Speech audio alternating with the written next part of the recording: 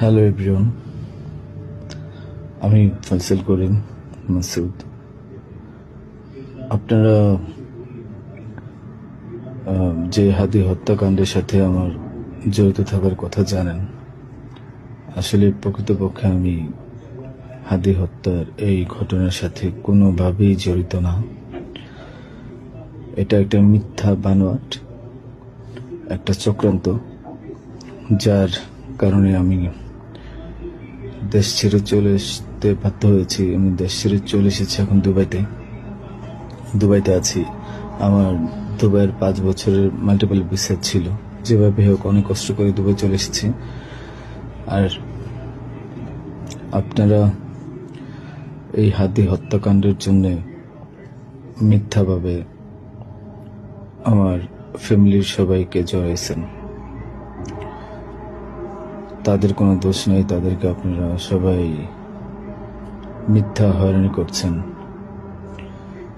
যেভাবে পারছেন সেভাবে অত্যাচার করছেন।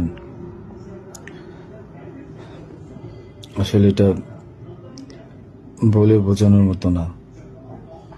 আপনারা অনেক অত্যাচার করছেন, মিথ্যাভাবে তাদেরকে ফাঁসিয়েছেন, আমাকে ফাঁসিয়েছেন। হ্যাঁ, হাদির সাথে আমার সম্পর্ক ছিল। আমি গিয়েছিলাম তার অফিসে যাওয়ার পিছনে কারণটা হচ্ছে,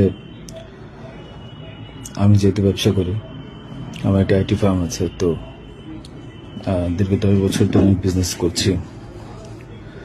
এই আইটি ফার্মে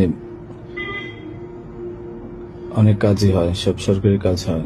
তো এখানে একটা কাজ ছিল অর্থ মন্ত্রণালয়, একটা কাজ ছিল আপনার খাদ্য মন্ত্রণালয়। তো এই দুইটা কাজ নিয়ে আমি কথা বলতে গিয়েছিলাম। সে আমাকে পাইয়ে দিবে আশ্বস্ত করেছিল। আমি তাকে 5 লাখ টাকাও দিয়েছি, অগ্রিম চেয়েছিল।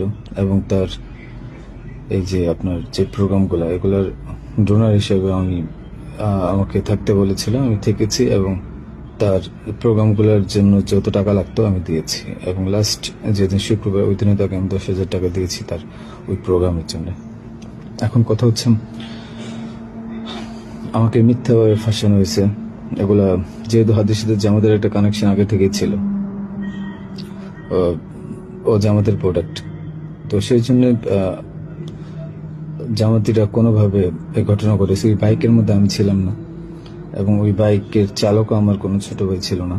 আমাদের দুজনকে মিথ্যাভাবে ফাঁসিয়েছে। এখন